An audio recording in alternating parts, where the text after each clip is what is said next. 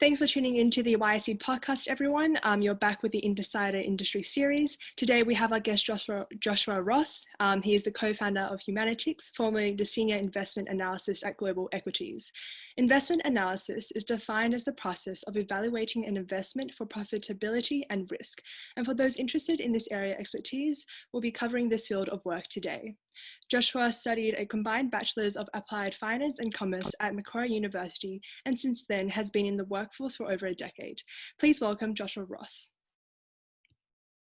Thanks for having me. Oh, good. Thank you so much for coming. So I guess today's podcast will kind of be about the finance industry, specifically investment analysis. And if you could please tell our audience what the culture of the finance industry is like, specifically investment analysis, because we often see depictions of finance as a competitive field where winnings and performance is really important. For high school students, could you kind of give us a better depiction of what it might be like, rather than TV shows and movies from where we watch and get this kind of impression? Yeah, sure. No, it's not like Billions or The Big Short or any of that. Not in my experience anyway, but I joined a hedge fund here in Sydney pretty early in its story, and so the culture there was actually quite family friendly. There wasn't even Friday night drinks. People went home to families, and there wasn't that much socializing outside of work. Work was work. That sounds really good. I like that. I actually really respected that about them. Mm-hmm. But on the flip side, the finance industry, I guess, has a reputation for a reason. You know, if you want to, not everyone in the finance industry, but if you want to make a lot of money and quickly, then it's a potentially a good industry to go into. Mm-hmm. And making money isn't always aligned with being ethical. In fact, often there's a conflict of interest there. And so, you know, it doesn't take a few bad apples to tarnish the reputation of a whole industry. Right. So I think that's why, you know, the culture can be perceived as a bit blokey. There's always been an underrepresentation of women. But I think if you go into boutique firms, you can get around that a bit more. And it is changing. Like, I've got friends my age who are females who have worked at some of the big investment banks, and it's definitely improving. But I'm not going to pretend that it's not an issue in the sector. So I had a good experience. I got a lot out of it, taught me a lot, and I don't regret it for 1 second. But yeah, it's cutthroat. So you got to be willing to roll with the punches if you're going to be in it. Okay. Well, could you perhaps elaborate on why you decided to become an investment analyst, and perhaps why finance and not another sector for your choice personally? Yeah. So my first job was actually illegal, mowing lawns for cash. Years at 9 months, I got my first job at Nando's flipping burgers and scrubbing dishes at the back and getting chicken in the oven. And you weren't getting paid much. I think it was like $7 an hour. It was a lot of hard work, and you stank at the end of it in your shoes. And I was like, you know, Josh, there's other ways to make money. Like, you can get paid to think. I'm like, what? That sounds crazy. Anyway, he then went on to explain to me that, like, you know, if you become an investor, you're effectively getting paid to think. It's a bit like a game of chess, where if you're really good, you're growing piles of money. And that sounded pretty attractive when I was like hating the dish pig job at Nando's. And so it got me interested in stock markets when I was in high school. I was like 15, 16 at the time. And so I realized I knew nothing about it. And my dad was like, well, the best thing for you to do is to steal the best ideas from the best investors in the world, rather than try and come up with it yourself, and just try and understand why they've done it. And so, because I was looking at Australian shares, I just started reading the quarterly reports of like some of the top fund managers, and just piggybacking off the ideas that I liked. And then when I graduated high school and went into university, I was like, investing is fun, it's a thrill, it's interesting, you get to learn about all these different things. I want to go and I want to try and get into that industry. Problem is, there's very few grad positions in that industry. Like, there are no grad positions in hedge funds. You got to know someone or get really lucky. Yeah. So yeah, I can chat about that as well. But that's kind of what attracted me to investing. It wasn't so much the industry, the idea of getting paid to think. Oh, okay. So that sounds pretty cool. I think most jobs now are probably leaning towards, instead of labor, more like intelligence, kind of creative based thinking. I'd agree with that. I guess another question that a lot of our high school students are interested in is, what would you need to be successful in this kind of industry or occupation? For example, at school, we always hear about how developing skills is quite important. Perhaps in your job specifically, generating returns is also really important, like you need to make a profit. What would you say you need to be successful as an investment analyst? Yeah. No worries. Yeah, so it's you need to be good at maths, not like a rock star, but pretty decent. You need to be Mhm, financially literate, and that mhm. involves a decent understanding of maths. Okay. Um, you need to be a critical. So where I'll step back for a second. Where I fitted in the Mhm. investment world was fundamental research, where you're literally researching companies and industries and trying to Okay. work out whether this is a good industry and company to invest in over the next decade. Mhm. Where a lot of other areas of finance are not that wide, widely, your inquiry is not that wide. You might be pricing bonds, pricing a debt instrument, and then it's really formulaic, and you might not need to have a strong view on like the oil price or the different things that are going on, or the strategy of a management team. And so this is very much from that perspective. But in that world, you need to be quite a critical thinker. You can't follow the pack, because if you follow the pack, you're not going to outperform. If you don't outperform, you lose your job very quickly. Mhm. And so you've really got to have an inquisitive mind. In the company I worked in, one guy was an aeronautical engineer, another guy had a finance actuarial background. I had a finance and law background, but Mhm. engineering is a great background for investment. It really trains your mind well. But other people came from completely different industries. There was a really good doctor Mhm. who was excellent at analyzing healthcare companies.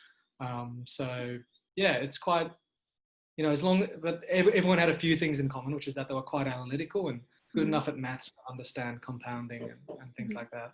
Okay, so could you kind of talk more about the process of what it is like to, I suppose, look at a company, kind of evaluate its success and maybe even an industry? Like, does that involve looking at many companies if you're looking at an industry? And if you're looking at a company specifically, is it just like yearly reports of what they put out?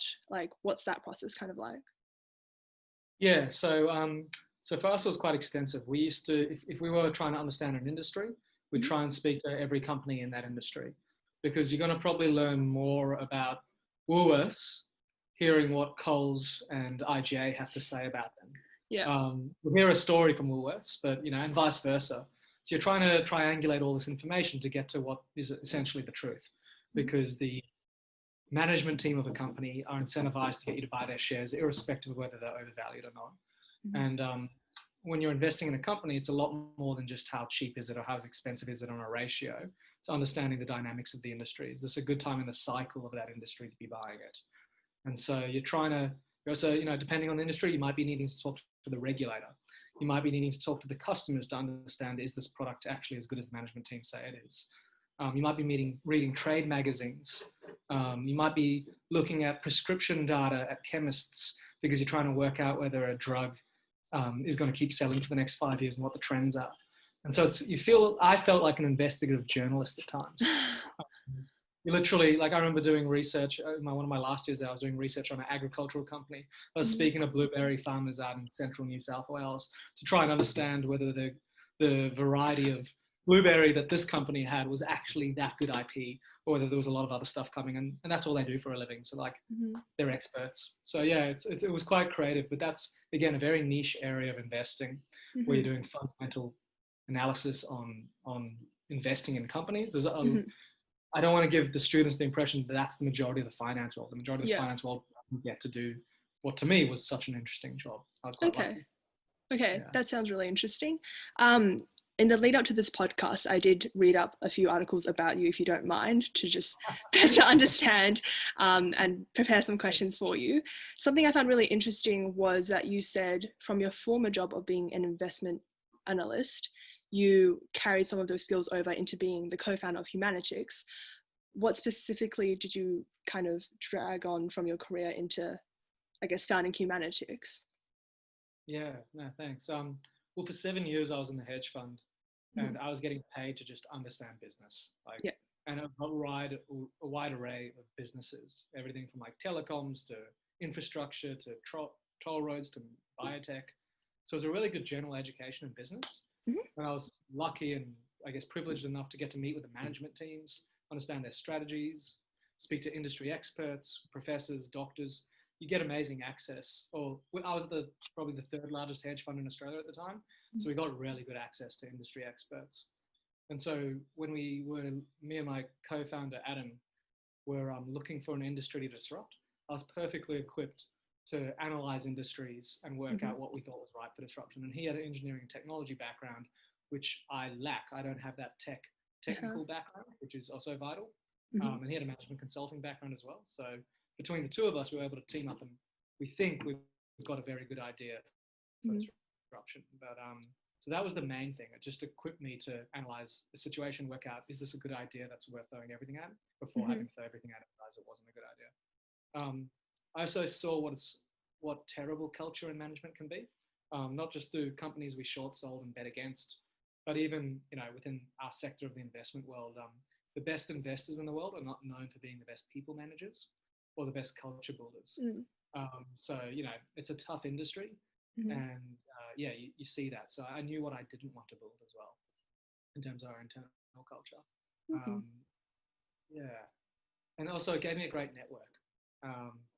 And so that was instrumental in us starting Humanitix. I was able to tap into people that I, at a young age, I was very lucky to know through my work. They opened doors and helped us.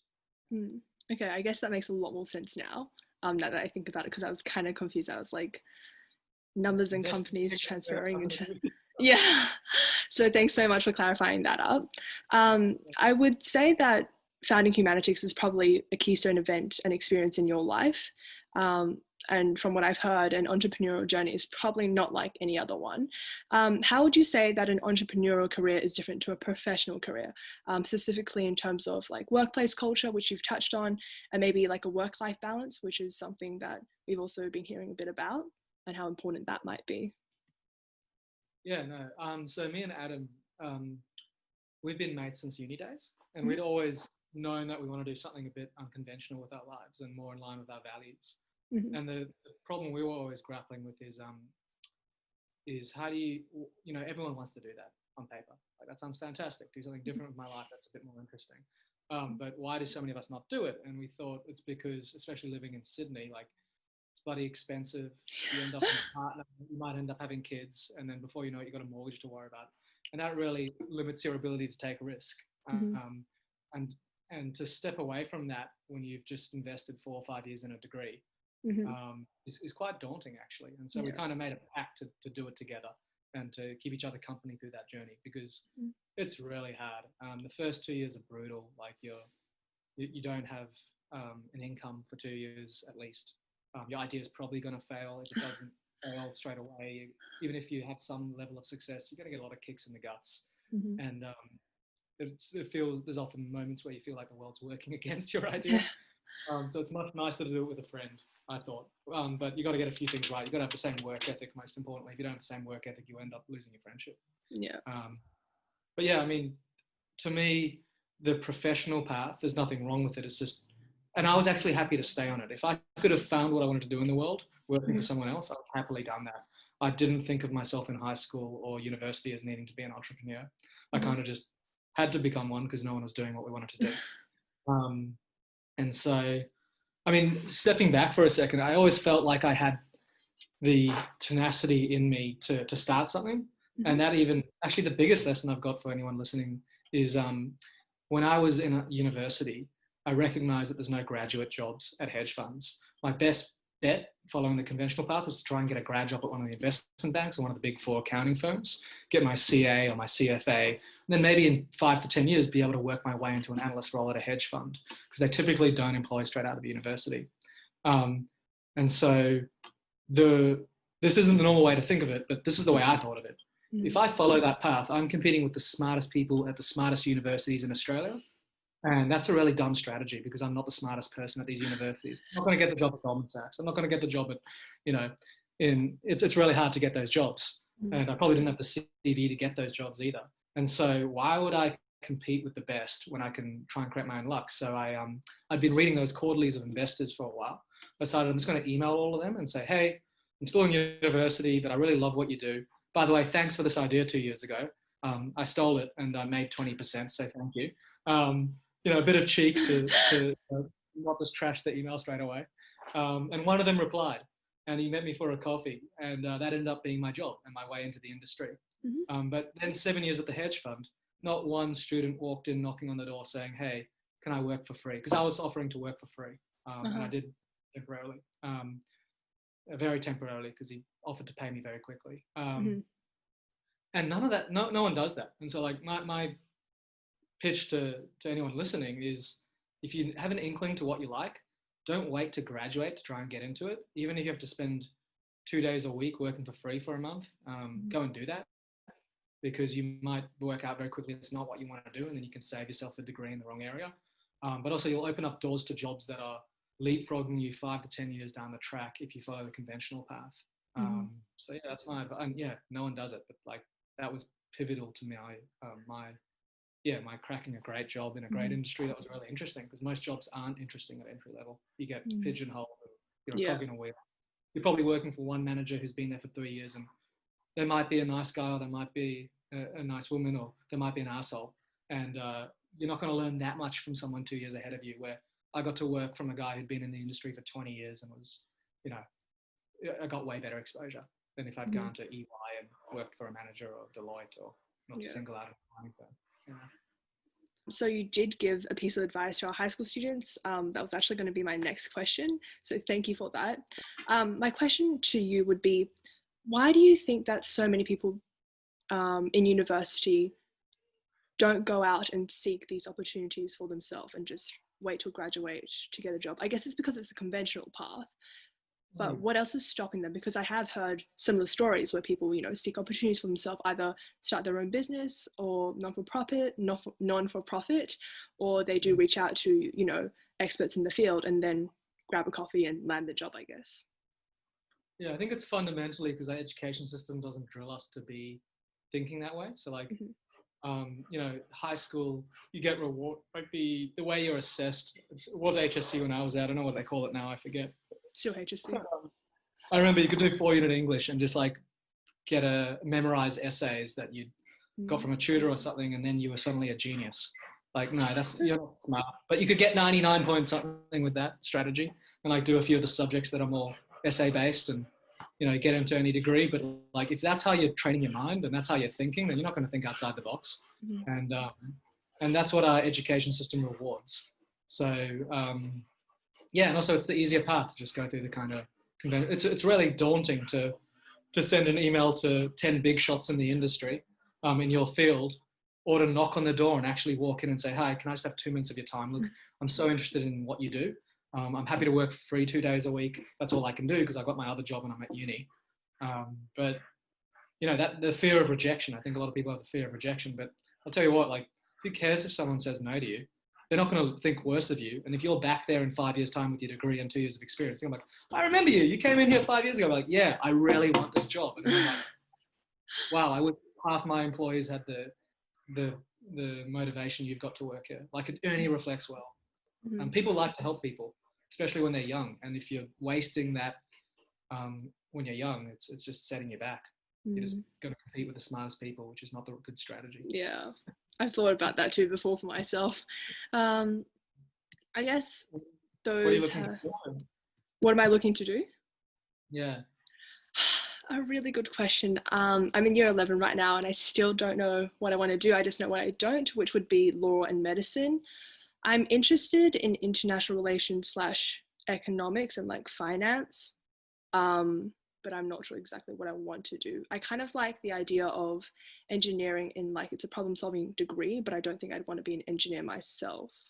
So I guess I like the qualities that people usually develop during degrees, but I don't have like a set degree in my mind. I actually kind of want to go to Germany to study, and that's just because I'm learning German at school. But yeah, those are my plans. Nice. Well, my 2 cents, an engineering degree is worth a lot more than a commerce degree or a business degree. An actuary degree is worth something, but like a commerce degree, which is what I got, you don't earn that much. My mates that did engineering, they had a much rougher time at university, but like a commerce degree was a bit of a joke. Yeah. A lot of it to get good grades in a commerce degree is not that hard. They've generally dumbed down the degrees to get a whole lot of international students because it's a big money maker for all the universities in Australia. Where in engineering, they haven't quite done that. You rarely get a good education there, and there are some great teachers in the commerce degrees, but yeah, you'll see what I mean if you go down that path. Also, I think it's versatile. Like you can go work at a corporate in finance with engineering if you want. Yeah, I've heard very differing like opinions and stories and personal experiences. So still just contemplating what I want to do.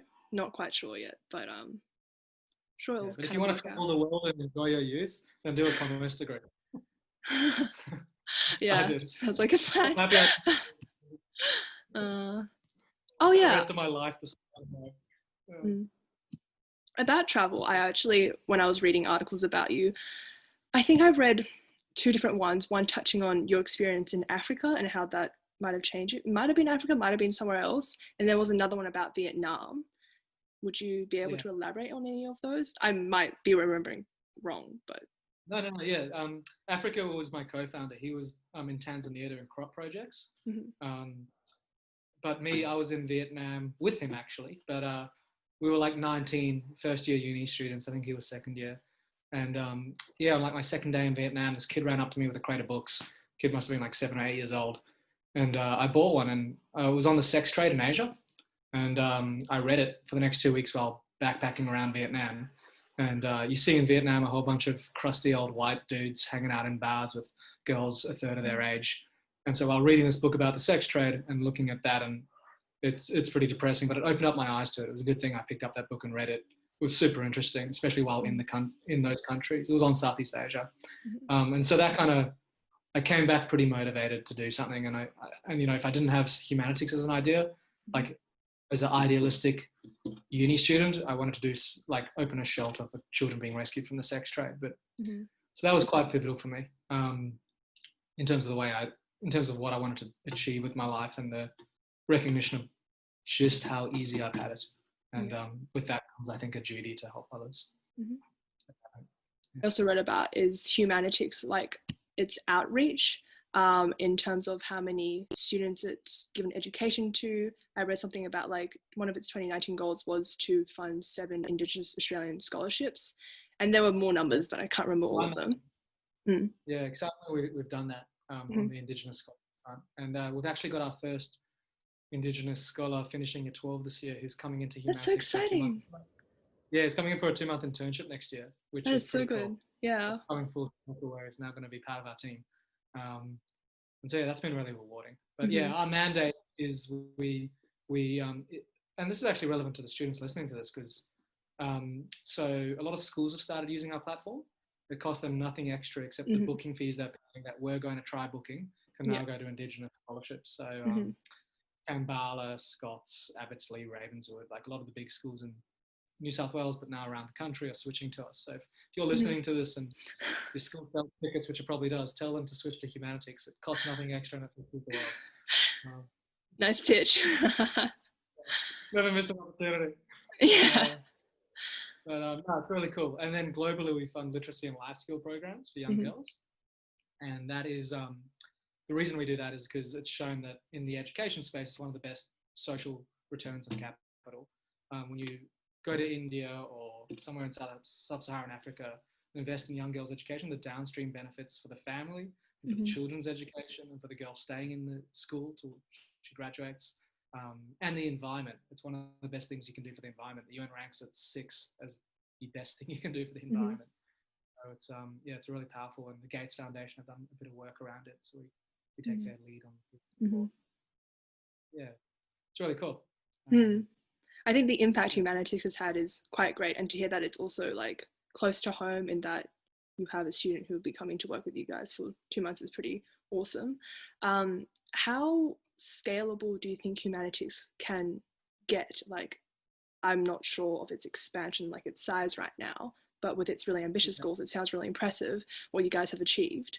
What are any future plans or goals you guys have, like expanding globally, not just for girls' education, perhaps other things like that? Yeah. We got lucky 2 years ago. We won the Google Impact Challenge, which goes around the world and it's looking for the best tech ideas to fix the world. So they gave us good funding and helped us go into New Zealand. And so we've got an office in Auckland as well. And we were on track to launch in the US this year. So Atlassian are our biggest funder, and they're back into the US, but that's on hold with COVID. But we're still hoping to be live there before Christmas, although we may not have a team on the ground. And so, we're trying to take this global. We're already successful in Australia and New Zealand. We're the fast growing ticketing platform in Australasia. We ticket everything from UTS to Westfield to the Botanical Gardens just switched over to us. So we're a real player and the only charity in the sector in the world, we think. So it's pretty exciting. Next to conquer is America. And then probably the UK and then the rest of Europe and then the rest of the world. Just to give you some perspective, we're gunning to get to a bigger size than Eventbrite globally. And if we were their size tomorrow, we'd be selling roughly 6 billion in ticket sales. And funding so many different education projects. Would be changing the world. Yeah. Sounds very impressive. I guess, throughout your whole career, what would you say has perhaps been your most challenging moment? Like for me, I probably think it'd be founding Humanitix, the first 2 years being really rough with no income, having people attack your idea, not really gaining traction because it's quite difficult to get off the ground. What would be your most challenging moment, I suppose? Yeah, that's a good question. I think in Humanitix, the hardest challenge the first 2 years was we couldn't get any funding. And me and Adam, we come from middle class Sydney. So like we're fine ourselves, but neither of us have $1 million to our name. We don't own properties. I would if I stayed in the hedge fund, but I stupidly left it. I'm joking. And so Humanitix itself is a registered charity. So when me and Adam run it, we don't own it. So we can't sell it one day. It's not ours. It's like the Smith family or Oz Harvest. So like structure. It will keep going on even if. Yeah, and we don't own it. There's no shareholders. So we're one of the first technology charities in the world. It's a bizarre concept that people often miss when they look at what we do. Okay. But we're not like a Telstra that gives a bit of money to charity. We're a charity. 100% of our profits go into our education projects. And just like no one owns Oz Harvest, no one owns Humanitix. There's a volunteer board. There's paid staff, but there's a volunteer board. Okay. There's no equity. Yeah. And so in the first 2 years, we kept having potential philanthropists say to us, we won't help you fund this philanthropically, but we'll invest if you convert into a for-profit. And we're like, well, we don't want to convert into a for-profit because that defeats the whole purpose of what we're trying to achieve here. So to stay the course and keep it as a charity structure when we would have made way more money converting it, had a much easier run of it, we think. That was the hardest challenge because, in those first 2 years, you're almost failing all the time. And then it starts working, but that's a two-edged sword because if it works, but you don't have the capital to grow it, then you fail anyway. We came very close to failing because we were doing $4 million, $5 million a year in ticket sales. We couldn't get anyone to fund it with us. And so we're like, shit, this is going to fail soon if we don't get funding. And so that was really hard to hold the course. But then we got really lucky. We won the Google Impact Challenge and then Atlassian's foundation got behind us and that's history now. So that sounds awesome to hear that the funding has finally come. Could you explain more about how a company or organization or charity is like all technology? Like I don't know of any other organizations like Humanitix then in that sense. Are there any other ones like that? Like, is it a new thing that I just haven't heard of, perhaps? Yeah, no, that's the most exciting part about it. Like, we don't know of other real examples of this, where you've got a big for-profit industry and then a charity comes in and says, we're going to do it better.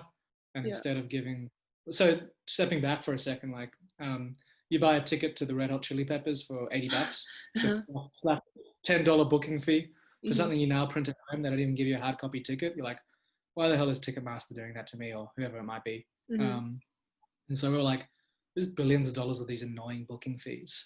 It's, in our mind, a bullshit industry of booking fees, not the events industry, the booking fees industry. So let's go, maybe there's something in that where we can change the world, do something that's like never been thought of as an opportunity to change the world. And so we thought, could you create a technology charity that operated a ticketing business, but then fundamentally improved the ticketing industry and turned it from an annoying pain point for society into something that can fix a fundamental problem like the education gap, which is what we're focused on. And then we discovered within the event ticketing industry, they do a really bad job of catering for people with disabilities. And that's down to a range of reasons. Some of it's the colors and fonts that are on ticketing platforms. If you've got a vision impairment, they're not very good. Others are, they just don't have the tools to make it easy for an event organizer to cater for someone in a wheelchair or someone who's hearing impaired. And so we thought, wow, we're a company that doesn't care about shareholders. We can actually invest in these things and try and fix them.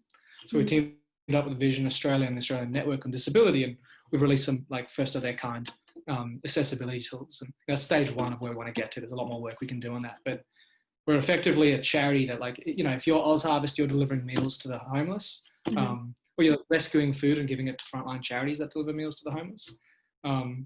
We're a ticketing platform that provides Indigenous scholarships and helps people with disabilities attend events, but we do it through, instead of driving trucks with food, through selling software. And so, yeah, that's a new concept. And it's really exciting because the biggest companies in the world today are all tech software companies. And so it's the biggest driver of change. And how cool if we can create tech charities that can harness that power, but for good. And so that's, to us, revolutionary, and what makes us excited to do it. That's a really cool concept. Yeah. Who knows, we might fail, but so far so good. People love it. I guess that's it for today. I think I've asked all the questions I thought of, and thank you so much for joining us, Josh. It's been a really great evening, and thanks for tuning in, everyone, and hope to see you at the next episode. Cool, thanks, Lily. Nice to meet you. Thanks for having us on. Thank you so much. Have a good evening.